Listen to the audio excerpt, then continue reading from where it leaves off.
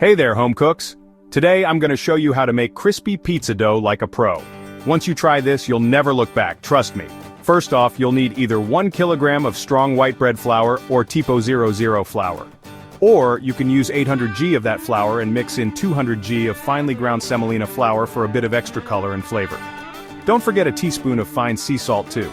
Next, grab 2 7G sachets of dried yeast, 1 tablespoon of golden castor sugar, and 4 tablespoons of extra virgin olive oil. Mix the yeast, sugar and oil into 650 milliliters of lukewarm water.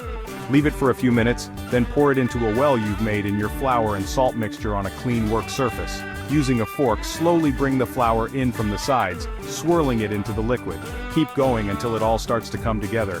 Then get your hands in there, dusted with flour, and knead until you have a smooth, springy dough. Pop your dough ball into a flour-dusted bowl, cover it with a damp cloth and let it rise in a warm room for about an hour.